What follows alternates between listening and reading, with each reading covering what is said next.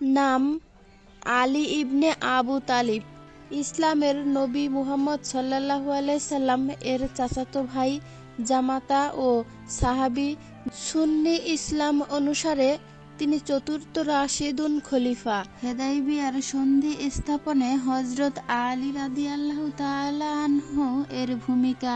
ষষ্ঠ হিজরি সনে হুজুর সাল্লাল্লাহু আলাইহি সাল্লাম প্রায় 1400 সঙ্গী সাথী নিয়ে হজ ব্রত পালন করার উদ্দেশ্যে মদিনা থেকে মক্কা অভিমুখে যাত্রা শুরু করেন। কিন্তু হুদায়বিয়া নামক স্থানে এসে সংবাদ পান যে মক্কাবাসী কুরাইশগণ মুসলমানদেরকে কোনো মতেই মক্কায় প্রবেশ করতে দেবেন না। প্রয়োজনে তারা যুদ্ধ করতেও প্রস্তুত আছেন। হুজুর সাল্লাল্লাহু আলাইহি সাল্লাম স্বীয় উদ্দেশ্যে মক্কাবাসীদেরকে জ্ঞাত করানোর উদ্দেশ্যে হযরত উসমান রাদিয়াল্লাহু তাআলা আনহুকে দূত হিসেবে মক্কাতে প্রেরণ করেন। কিন্তু নির্ধারিত সময়ে হযরত উসমান রাদিয়াল্লাহু তাআলা আনহু মক্কা থেকে ফিরে না আসায় হুজুর সাল্লাল্লাহু আলাইহি সাল্লাম চিন্তাযুক্ত হয়ে পড়েন। ইত্যবসরে মুসলমানদের মধ্যে গুজব রটে গেল যে মক্কাবাসী কুরাইশগণ হযরত উসমান রাদিয়াল্লাহু তাআলা আনহুকে হত্যা করে ফেলেছে। হুজুর সাল্লাল্লাহু আলাইহি সাল্লাম এ সংবাদে অত্যন্ত মর্মাহত হন এবং সঙ্গী সাথী সকল সাহাবীদেরকে নিয়ে হাতে হাত রেখে হযরত উসমান রাদিয়াল্লাহু তাআলা আনহু এর হত্যার প্রতিশোধ গ্রহণ করার জন্য প্রতিজ্ঞাবদ্ধ হন। ইসলামের ইতিহাসে উক্ত শপথ অনুষ্ঠান বাইয়াতে দেওয়ানা নামে পরিচিত। ইতিমধ্যে হযরত উসমান রাদিয়াল্লাহু তাআলা আনহু মক্কা থেকে ফিরে এসে হুজুর সাল্লাল্লাহু আলাইহি সাল্লাম এর সাথে মিলিত হন। যাক, শেষ পর্যন্ত দীর্ঘ আলাপ আলোচনার পর কুরাইশগণ মুসলমানদের সাথে সন্ধি চুক্তি স্বাক্ষর করতে রাজি হয়। হুজুর সাল্লাল্লাহু আলাইহি সাল্লাম হযরত আলী রাদিয়াল্লাহু তাআলা আনহুকে সন্ধিপত্রে লিপিবদ্ধ করার নির্দেশ দেন। তিনি নির্দেশ অনুযায়ী মুসলিম পক্ষ প্রধান মুহাম্মদ সাল্লাল্লাহু আলাইহি সাল্লাম এর নামের সঙ্গে আল্লাহর রাসূল শব্দটি লিপিবদ্ধ করলেন। ইহাতে মক্কাবাসীরা ভীষণ ক্ষেপে গেল। তারা বলল, না, এটা কিছুতেই হতে পারে না। মুহাম্মদ সাল্লাল্লাহু আলাইহি সাল্লামকে যদি আমরা আল্লাহর রাসূল বলেই স্বীকার করে নেই, তাহলে তো আর তার সাথে আমাদের কোনো বিরোধ থাকার কথা নয়। কুরাইশদের আপত্তির মুখে হুজুর সাল্লাল্লাহু আলাইহি সাল্লাম নিজে হযরত আলী রাদিয়াল্লাহু তাআলা আনহুকে আল্লাহর রাসূল শব্দটি বাদ দিতে বললেন। হযরত আলী রাদিয়াল্লাহু তাআলা আনহু বললেন, এটা আমার দ্বারা কখনো সম্ভব হবে না। আমি যে হাত দ্বারা আল্লাহর রাসূল শব্দটি লিপিবদ্ধ করেছি, সে হাত দ্বারা আল্লাহর রাসূল শব্দটি মুছে ফেলতে পারবো না। হুজুর সাল্লাল্লাহু আলাইহি সাল্লাম আলী রাদিয়াল্লাহু তাআলা আনহু এর মনোভাব জানতে পেরে বললেন, হে আলী, আমাকে আল্লাহর রাসূল এ শব্দটি দেখিয়ে দাও, আমি নিজেই হাতে তা মুছে ফেলব। হুজুর সাল্লাল্লাহু আলাইহি সাল্লাম নিজ হাতে আল্লাহর রাসূল শব্দটি মুছে ফেললেন। হুদায়বিয়ার সন্ধি শর্তাবলী বাহ্যিক দৃষ্টিতে যদিও মুসলমানদের জন্য অত্যন্ত অবমাননাকর বলে মনে হয়েছিল, কিন্তু পরবর্তী সময় উক্ত সন্ধি চুক্তি মুসলমানদের জন্য চূড়ান্ত বিজয়ের সূচনা করেছিল। খায়বরের যুদ্ধে হযরত আলী রাদিয়াল্লাহু তাআলা আনহু এর বীরত্ব। সপ্তম হিজরিতে হুজুর সাল্লাল্লাহু আলাইহি সাল্লাম খায়বার অভিযানে সৈন্যবাহিনী প্রেরণ করলেন। খায়বারের সর্বমোট দুর্গের সংখ্যা ৩ শতাধিক। এর মধ্যে গুটিকয়েক দুর্গ ছিল অতি সুদৃঢ় ও দুর্ভেদ্য। মদিনা থেকে কুচক্রী ইহুদি জাতি বিতাড়িত হয়ে খায়বারে এসে জড়ো হয়েছিল। এখানে এসে তারা মদিনা আক্রমণ করার চক্রান্ত করেছিল। হুজুর সাল্লাল্লাহু আলাইহি সাল্লাম এর সংবাদ পেয়ে হুদায়বিয়া থেকে ফিরে আসা 1400 সাহাবীদের নিয়ে খায়বার অভিমুখে যাত্রা করলেন। মূল সৈন্যবাহিনীর সেনাপতি নিযুক্ত করলেন হযরত সাদ বিন আবু ওয়াক্কাস রাদিয়াল্লাহু তাআলা আনহুকে। এছাড়া মুসলিম বাহিনীর বিভিন্ন দিকের যুদ্ধ পরিচালনার ভার বিভিন্ন খ্যাতনামা সাহাবীদের উপর ন্যস্ত করলেন। যথাযথ প্রস্তুতি শেষ করে হুজুর সাল্লাল্লাহু আলাইহি সাল্লাম খায়বার অভিমুখে যাত্রা করেন। এর পরদিন ভোরে খায়বার নামক স্থানে গিয়ে পৌঁছেন। কুশরিকি ইহুদি জাতি দুর্গের মধ্যে আশ্রয় নিয়ে নেয়, যার ফলে মুসলমানদের জন্য দুর্গ অবরোধ না করে কোনো উপায় ছিল না। এ যুদ্ধে ইহুদিদের সংখ্যা 10,000-এরও অনেক বেশি ছিল। প্রায় এক সপ্তাহ পর্যন্ত যুদ্ধ চলল, কিন্তু জয় পরাজয় কিছুই স্থির হলো না। এভাবে দীর্ঘদিন অবরোধ চলার পর অবশেষে একদিন ফজরের নামাজের পর হুজুর সাল্লাল্লাহু আলাইহি সাল্লাম বললেন, আজ আমি এমন এক ব্যক্তির হাতে যুদ্ধের পতাকা দান করব, তার নেতৃত্বে আল্লাহর রহমতের খায়বারবাসীদের পতন হবে। হুজুর সাল্লাল্লাহু আলাইহি সাল্লাম এ উক্তি শুনে সাহাবীদের মধ্যে সাড়া পড়ে গেল। সকলে মনে মনে ভাবতে লাগলেন, কে এই সৌভাগ্যবান যার হাতে খায়বারবাসীদের পতন নিশ্চিত। সমবেত সাহাবীদের প্রত্যেকে একে অপরের প্রতি তাকাতে লাগলেন, তবে তারা মুখে কোনো কিছু উচ্চারণ করতে পারছেন না। যার হাতে খায়বারবাসীদের পতন হবে তিনি কিন্তু এ কয়দিন যুদ্ধের ক্ষেত্রে যোগদান করতে পারেননি। তিনি চোখের পীড়ায় আক্রান্ত হয়ে পড়েছেন। এ কারণে তিনি উপস্থিত সাহাবীদের সাথে সমবেত ছিলেন না। তবে তিনি মুজাহিদ বাহিনীর সাথে খায়বারে আগমন করেছেন। সাহাবীদের সকলে চাতক পাখির ন্যায় অধীর আগ্রহে অপেক্ষা করতে লাগলেন। কিছুক্ষণের মধ্যে আল্লাহর রাসূল সাল্লাল্লাহু আলাইহি সাল্লাম কার নাম উচ্চারণ করে বসেন, আর কে হবে সেই সৌভাগ্যবান পুরুষ। অল্পক্ষণ পরেই সকল আশা নিরাশার যবনিকাপাত হলো। রাসূল সাল্লাল্লাহু আলাইহি সাল্লাম বললেন, আলী কোথায়? তাকে ডেকে নিয়ে আসো। হযরত আলী রাদিয়াল্লাহু তাআলা আনহার নাম শুনে সাহাবীগণ মনে মনে ভাবলেন, আলী রাদিয়াল্লাহু তাআলা আনহু তো চোখের পীড়ায় অস্থির হয়ে আছেন। তথাপিও সাহাবীদের মধ্য থেকে একজন গিয়ে হযরত আলী রাদিয়াল্লাহু তাআলা আনহুকে হুজুর সাল্লাল্লাহু আলাইহি সাল্লাম এর সামনে নিয়ে আসলেন। হুজুর সাল্লাল্লাহু আলাইহি সাল্লাম নিজ পবিত্র মুখ থেকে কিছু লালা নিয়ে হযরত আলী রাদিয়াল্লাহু তাআলা আনহুর চোখে লাগিয়ে দিলেন এবং বললেন, হে আলী, যুদ্ধের পতাকা হাতে নাও এবং ইহুদিদের দুর্গ আক্রমণ করো। হুজুর সাল্লাল্লাহু আলাইহি সাল্লাম এর পবিত্র মুখের লালা হযরত আলী রাদিয়াল্লাহু তাআলা আনহু এর চোখে লাগানোর মাত্রই তার চক্ষু পূর্বের ন্যায় সুস্থ হয়ে গেল। মহাবীর হযরত আলী রাদিয়াল্লাহু তাআলা আনহু হুজুর সাল্লাল্লাহু আলাইহি সাল্লাম থেকে অনুমতি নিয়ে বীর বিক্রমে ইহুদিদের উপরে ঝাঁপিয়ে পড়লেন। মুহূর্তের মধ্যে শুরু হলো জুলফিকারের বিজলির ন্যায় চমক, আর সঙ্গে সঙ্গে ছিন্ন হয়ে পড়ল ইহুদি বাহিনীর বীর যোদ্ধা মারহাবের মস্তক। মারহাবের শোচনীয় অবস্থা দেখে ইহুদি বাহিনী ভীত হয়ে দুর্গে আশ্রয় নিল এবং ভিতর থেকে দুর্গের কপাটসমূহ বন্ধ করে দিল। ইহুদিদের ধারণা, সুদৃঢ় কপাটগুলি ভেদ করে মুসলিম বাহিনীর পক্ষে ভিতরে প্রবেশ করা সম্ভব হবে না। তাই তারা কিছুদিন দুর্গ অবরোধ করে শেষ পর্যন্ত ব্যর্থ হয়ে অবরোধ তুলে নিয়ে ফিরে চলে গেল।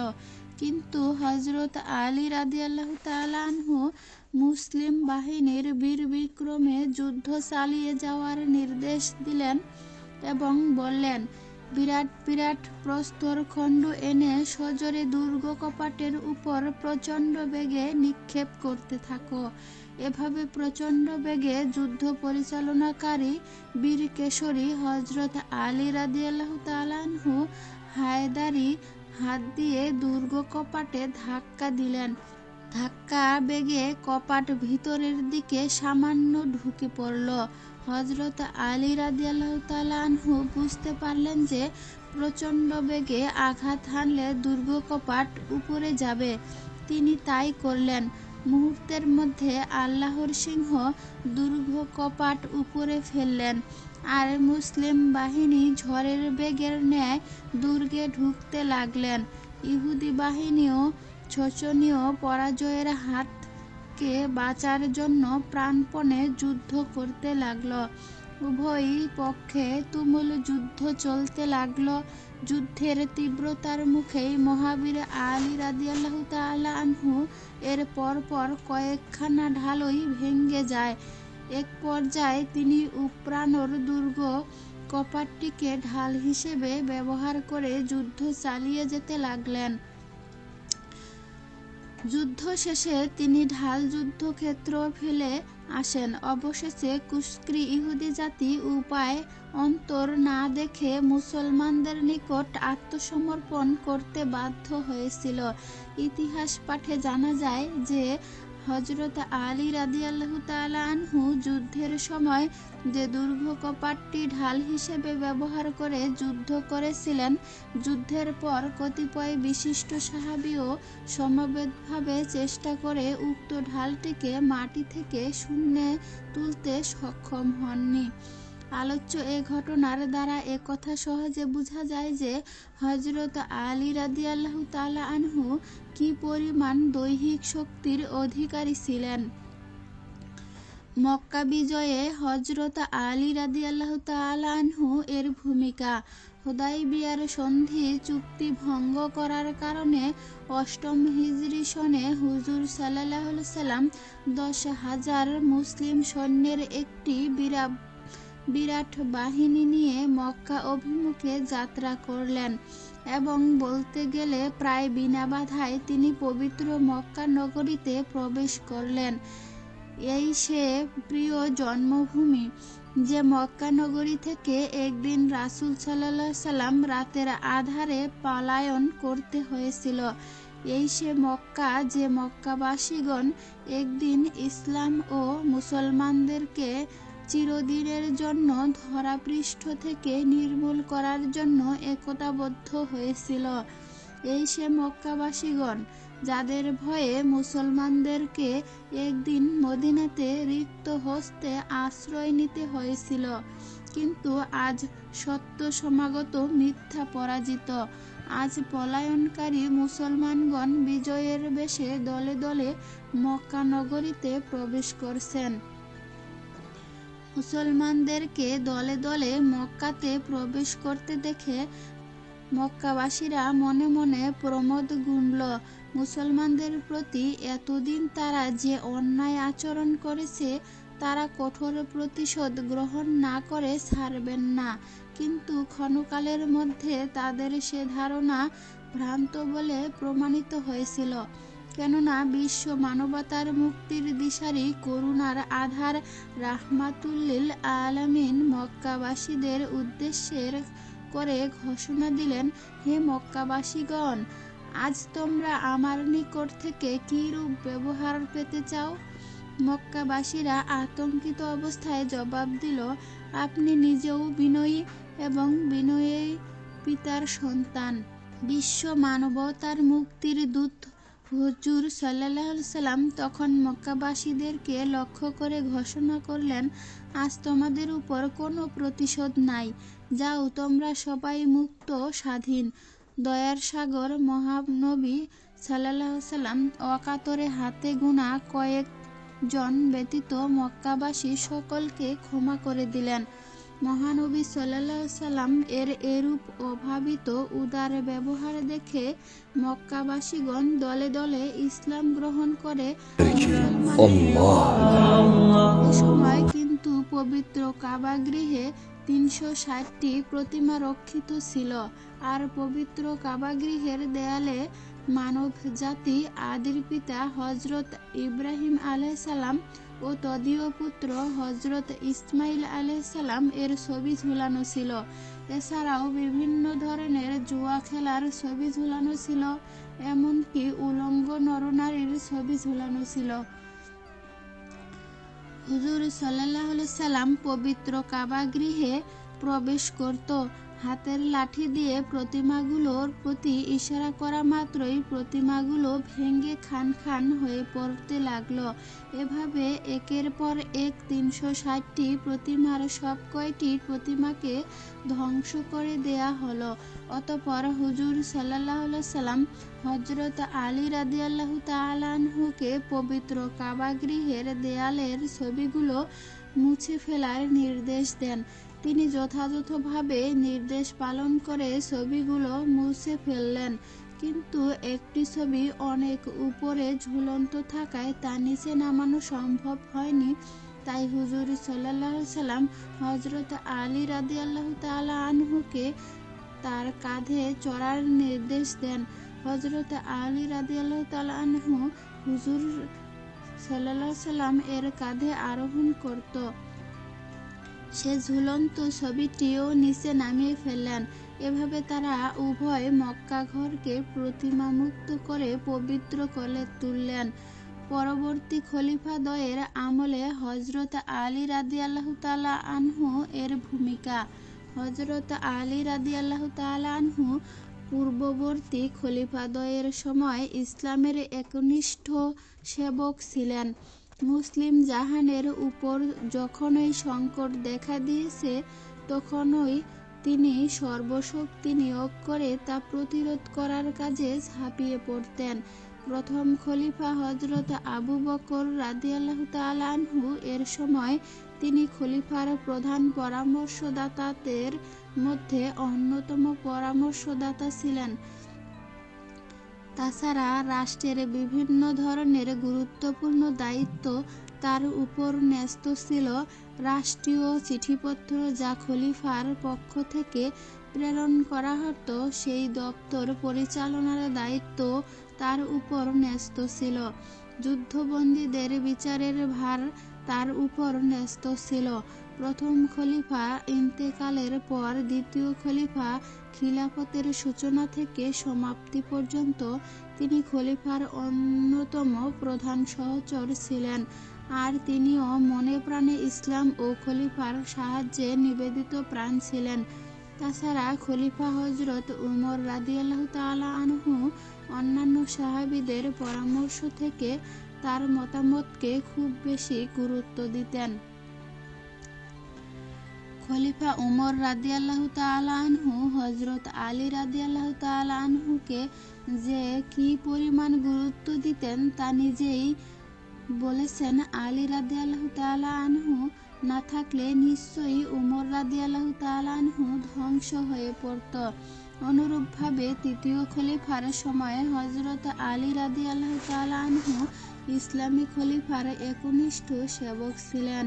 হযরত উসমান রাদিয়াল্লাহু তাআলা আনহু এর খিলাফতকালেও তিনি পূর্ববর্তী খলিফাদ্বয়ের সময়ের ন্যায় কেন্দ্রীয় মজলিসের শুরার সদস্য ছিলেন, কিন্তু পরবর্তী সময়ে খলিফা হযরত উসমান রাদিয়াল্লাহু তাআলা আনহু ব্যক্তিগত সচিব কুচক্রী মারওয়ান খলিফাকে মহাজ্ঞানী হযরত আলী রাদিয়াল্লাহু তাআলা আনহু থেকে বিচ্ছিন্ন করে রেখেছিলেন। খলিফা পদে হযরত আলী রাদিয়াল্লাহু তাআলা আনহু এর নির্বাচন। হযরত ওসমানের শাহাদাতের পর ইসলামী সাম্রাজ্যের সর্বত্র চরম অরাজকতা ও বিশৃঙ্খলা দেখা দিল।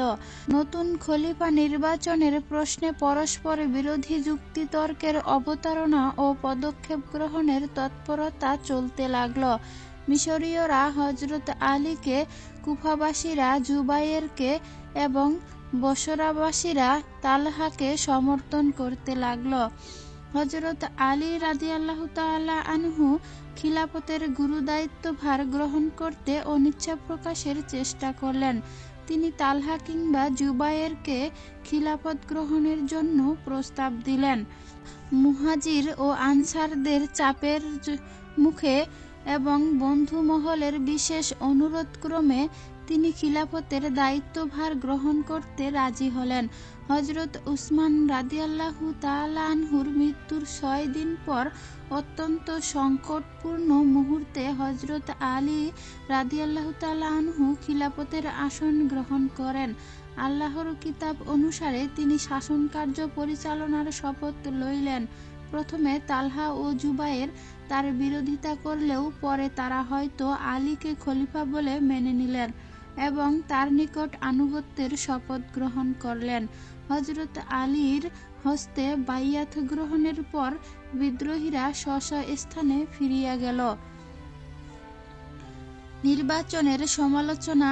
ইসলামের সাম্রাজ্যের চতুর্থ খলিফা হযরত আলী রাদিয়াল্লাহু তাআলা আনহু খিলাফতের দায়িত্বভার গ্রহণ করলে বিদ্রোহীরা স্বস্থানে প্রত্যাবর্তন করল এবং ইতিমধ্যে ওসমানের হত্যার খবর সর্বত্র প্রচার হয়ে পড়ল। রাজধানী মদিনা নগরী তখন সম্পূর্ণ বিদ্রোহীদের হাতে ছিল। নির্বাচনের ব্যাপারে পর্যাপ্ত খোলাখুলিভাবে জনমত যাচাই করা সময় সাপেক্ষ এবং প্রায় অসম্ভব ছিল। অধিকাংশ মদিনাবাসী তাৎক্ষণিকভাবে হযরত আলীর নিকট আনুগত্যের শপথ গ্রহণ করলেও একে অবাধ নির্বাচন বলা যায় না। তবে একথাও নিশ্চিতভাবে বলা যায় যে অবাধ নির্বাচন অনুষ্ঠানের পরিবেশ তখন দেশে বিরাজমান ছিল না। পূর্বে হযরত ওসমান যখন খলিফা পদে নির্বাচিত হয়েছিলেন তখন ওসমান ও আলীর মধ্যে মনোনয়ন সীমাবদ্ধ ছিল। হযরত আলী খলিফা পদে হযরত উসমান রাদিয়াল্লাহু তাআলা আনহুকে অধিকতর যোগ্য ব্যক্তি হিসেবে ভোট দিয়েছিলেন। পরবর্তীতে উসমানকে যারা হত্যা করেছিল তাহাদিগকে স্বীকৃতি শর্তই ছিল হযরত আলী রাদিয়াল্লাহু তাআলা আনহুর প্রতি আনুগত্যের বিলম্ব প্রধান কারণ। হযরত আলীর ব্যক্তিত্বের বিরুদ্ধে তাদের কোনো আপত্তি ছিল না এবং খলিফা পদের যোগ্যতম ব্যক্তি বলে হযরত আলীকে নির্বাচন করার লক্ষ্যে নির্দ্বিধায় ঐকমত্য প্রকাশ করেন। সিফফিনের যুদ্ধ। হযরত ওসমানের হত্যার বিচারে প্রশ্নে সিরিয়ার গভর্নর আমির মুয়াবিয়ার দাবি অপরিবর্তিত রাখলেন। সিরিয়া প্রদেশের গভর্নরের দায়িত্ব সর্বদাই উমাইয়াদের উপর ন্যস্ত ছিল। প্রায় ২২ বছরের মতো আমির মুয়াবিয়া যেখানে গভর্নর ছিলেন, হযরত আলী রাদিয়াল্লাহু তাআলা আনহু খিলাফত লাভের পর অন্যান্য উমাইয়া শাসনকর্তাদের ন্যায় আমির মুয়াবিয়াকেও গভর্নর পদে হতে অব্যাহতি দেন। বহুবিধ কারণে আলীর বিরুদ্ধে মুয়াবিয়ার বিদ্রোহ ঘোষণা করে। বিচক্ষণ রাজনীতিবিদ খলিফা হযরত আলী রাদিয়াল্লাহু তাআলা আনহু ইসলামের কল্যাণের জন্য ও মুসলিম সংহতি বজায় রাখার জন্য বিনা যুদ্ধে আভ্যন্তরীণ দ্বন্দ্ব মিটাইয়া ফেলার উদ্দেশ্যে মুয়াবিয়াকে আহ্বান জানান এবং খলিফার প্রতি আনুগত্যের নির্দেশ দেন। কিন্তু মুয়াবিয়া হযরত উসমানের হত্যার প্রতিশোধ না নিয়া ক্ষান্ত হবেন না এ সংকল্পে ঘোষণা করেন। মুয়াবিয়া হযরত উসমানের রক্তাক্ত বস্ত্রাদি ও নিহত খলিফার স্ত্রী লায়লার কর্তৃত আঙ্গুলির জনসাধারণকে দেখিয়ে তাহাদিগকে উত্তেজিত করে তুললেন। মুয়াবিয়া এই অপপ্রচারের অসংখ্য লোক বিচলিত ও ক্ষুব্ধ হয়ে তার পতাকা তলে সমবেত হল।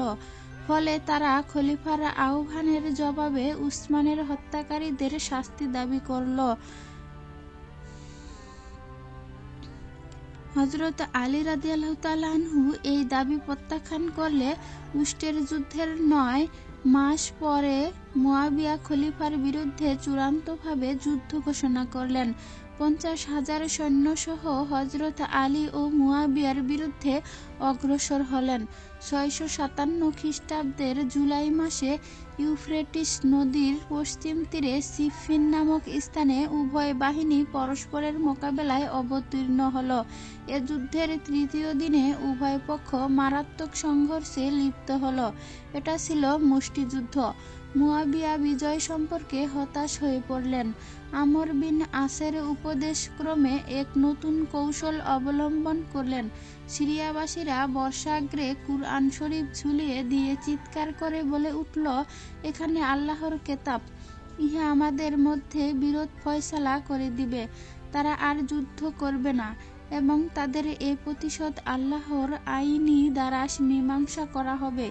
কি করে কুরআন শরীফ তাদের বিরোধ মিটিয়ে দিবে খলিফা তা জানবার জন্য আল আস্তারকে মুয়াবিয়ার নিকট পাঠালেন। মাবিয়া উত্তর দিলেন, উভয় পক্ষের একজন করে সালিস বা মধ্যস্থ ব্যক্তি নিযুক্ত করব এবং তারা কুরআনের নির্দেশিত পন্থায় আমাদের বিরোধ মীমাংসা করবেন। হযরত আলীর পক্ষ হতে আবু মুসা আশআরি এবং মুয়াবিয়ার পক্ষ হতে আমর বিন আস হালিম প্রতিনিধি মনোনীত হলেন। সিদ্ধান্ত হলো উভয় সালিসের প্রত্যেক 400 লোক লইয়া সিরিয়া এবং ইরাকের মধ্যবর্তী স্থানে মিলিত হবেন এবং কোরআনের নির্দেশ অনুসারে বিরোধ মীমাংসা করে দিবেন। প্রস্তাব অনুযায়ী আবু মুসা ও আমর বিন আস লোকসহ দৌমাতুল জান্দাল নামক স্থানে উপস্থিত হলেন। প্রকাশ্যে মজলিস আরম্ভ হবার পূর্বে আবু মুসা এবং আমর বিন আসের মধ্যে গোপন আলোচনা হলো। সালিসি মজলিসের উভয়ের মধ্যে সিদ্ধান্ত হয় যে হযরত আলী ও মুয়াবিয়ার উভয় পক্ষকে খলিফা পদ হতে অপসারণ করতে হবে এবং অপর একজনকে খলিফা পদে নির্বাচন করতে হবে। তবে খলিফা নির্বাচন করা তাদের এখতিয়ারভুক্ত ছিল না। মুসলমানদের সাধারণ পরিষদের মাধ্যমে এই নির্বাচন হওয়া বাঞ্ছনীয়। এই ঐকমত্যের সিদ্ধান্ত শোনানোর জন্য উভয়ের জন্য সম্মুখে আসলেন। আমর বললেন, যেহেতু আপনি বয়সে বড়, মর্যাদার দিক হতে উচ্চাসনে সমাসীন, এজন্যই আপনি প্রথমে সিদ্ধান্ত শুনাইয়া দিন। আবু মুসা ঘোষণা করলেন, আমরা উভয়ের সিদ্ধান্তে পৌঁছাইয়াছি যে আলী ও মুয়াবিয়ার উভয়কে পদত্যাগ করতে হবে। জাতি নতুন করে নির্বাচনের অধিকারী হবে।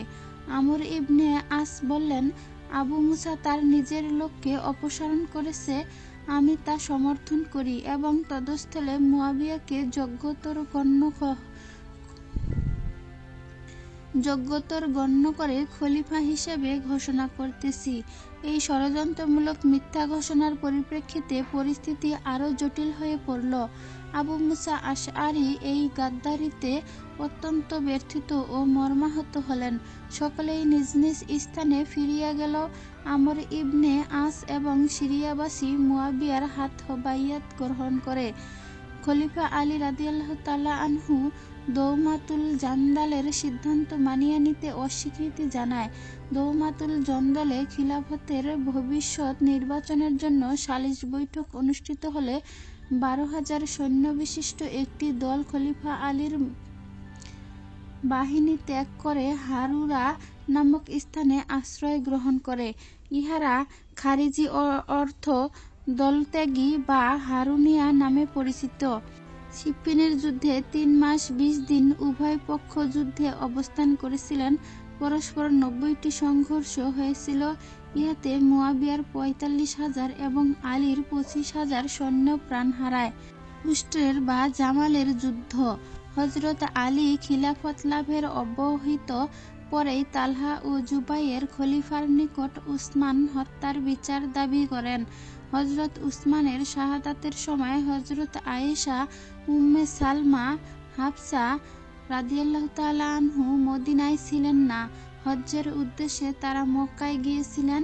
মক্কা হতে প্রত্যাবর্তনের পথে তারা এই সংবাদ অবগত হন। মারওয়ান সহ কয়েকজন অপসারিত গভর্নর তাদের সঙ্গে উত্তেজিত হয়ে খলিফা হত্যার বিচারের দাবি করেন। উম্মে সালমা ও হাফসা একমত হতে না পেরে মদিনায় চলে যান এবং হযরত আলীকে অবস্থান অবগত করান। হযরত আয়েশা ও তালহা জুবাইর 1500 সৈন্যসহ খলিফার বিরুদ্ধে রওনা হলেন। সংবাদ পেয়ে হযরত আলী রাদিয়াল্লাহু তাআলা আনহু শান্তিপূর্ণভাবে সমস্যা সমাধানের উদ্দেশ্যে 22,000 সৈন্য সহ বসরা অভিমুখে যাত্রা করলেন। শান্তিপূর্ণ আলোচনার মাধ্যমে এই সিদ্ধান্ত গৃহীত হল যে সাম্রাজ্যের আভ্যন্তরীণ শান্তি রক্ষার উদ্দেশ্যে তদন্তের মাধ্যমে দোষী ব্যক্তিদের চিহ্নিত করে হত্যাকারীদের বিচার করা হবে। কায়কার মধ্যস্থতায় মীমাংসার আলোচনা চলতে থাকে। কিন্তু মুনাফিক ইবনে সাবার সমর্থকগণ রাতের অন্ধকারে হযরত আয়েশার ফৌজের উপর আক্রমণ চালায়। হঠাৎ গোলযোগের কারণ জিজ্ঞাসা করা হলে তালহা ও জুবায়েরকে জানানো হয় আলীর ফৌজেরা আক্রমণ করেছে। তারা মন্তব্য করলেন, আফসোস, আলী রাদিয়াল্লাহু তাআলা আনহু মুসলমানদের রক্তারক্তি হতে বিরত হল না। উভয় পক্ষের মধ্যে প্রচণ্ড সংঘর্ষ আরম্ভ হল। রাত্রির অন্ধকারে কোন দল প্রথম আক্রমণ করেছে তা নির্ধারণ করতে না পেরে একদল অন্য দলকে দোষী সাব্যস্ত করার চেষ্টা চালাল। প্রভাতে উভয় পক্ষের আক্রমণ মারাত্মক আকার ধারণ করল। হযরত আয়েশা উটের পিঠে উপবিষ্ট হয়ে যুদ্ধে উপস্থিত অবলোকন করতে থাকলেন। 7 দিন পর্যন্ত ধারাবাহিকভাবে যুদ্ধ চলতে থাকল। কাব ইবনে মুর আয়েশাকে বললেন, অন্যায়ভাবে যুদ্ধ হচ্ছে, এখন যুদ্ধ বন্ধের আদেশ দিন। আয়েশা যুদ্ধ মুলতবি নির্দেশ জারি করলেন। এ যুদ্ধে 10,000-এর মতো মুসলমান শাহাদাত বরণ করেন। যুদ্ধ শেষে খলিফা আলী রাদিয়াল্লাহু তাআলা আনহু ঘোষণা করলেন, পলায়ন পর কারো উপর আক্রমণ করিও না, কোনো আহতকে হত্যা করবে না, কাউকে বন্দী করবে না, কারো কোনো জিনিস জোরপূর্বক দখল করবে না।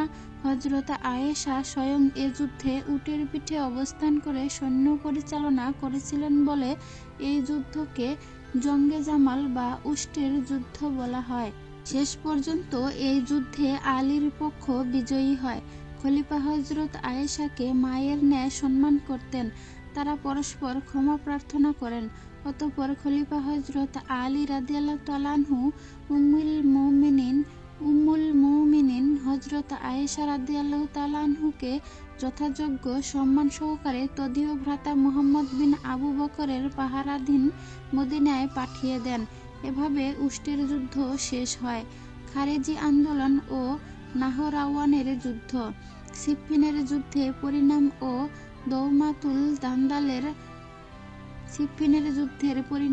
দৌমাতুল জান্দালের সালিসি সিদ্ধান্তের প্রতি ঐকমত্য প্রকাশে অপারগতার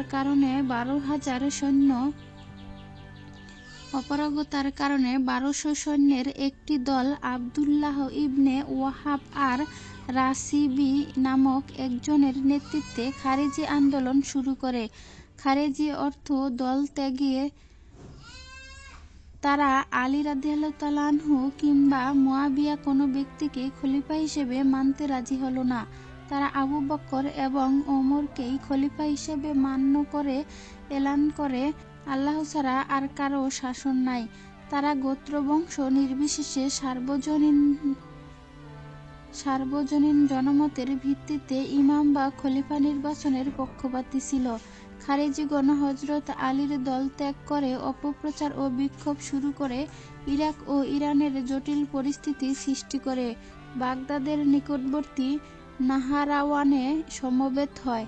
তারা তাদের মতবিরোধী মুসলমানদিগকে হত্যা করত, তাদের যথাসর্বস্ব লুণ্ঠন করে গৃহে অগ্নিসংযোগ করত। তাই হযরত আলী রাদিয়াল্লাহু তাআলা আনহু মুয়াবিয়ার বিরুদ্ধে সৈন্যবাহিনী প্রেরণের পরিবর্তে খারিজিদের মোকাবিলার উদ্দেশ্যে নাহারাওয়ানের প্রেরণ করে। খলিফা সৈন্যগণ খারিজিদের উপর আক্রমণ করে তাদের নিশ্চিহ্ন করে দেয়। কিছু সংখ্যক খারিজি অনুতপ্ত হয়ে খলিফার পক্ষে যোগদান করে। অবশিষ্ট খারিজিগণ পরাজিত হয়ে কোনক্রমে প্রাণ লইয়া বাহরাইন ও আল আহমা প্রদেশে আশ্রয় গ্রহণ করে। এভাবে নাহারাওয়ানের যুদ্ধে খারিজিরা খলিফা আলীর নিকট পরাজয় বরণ করেন।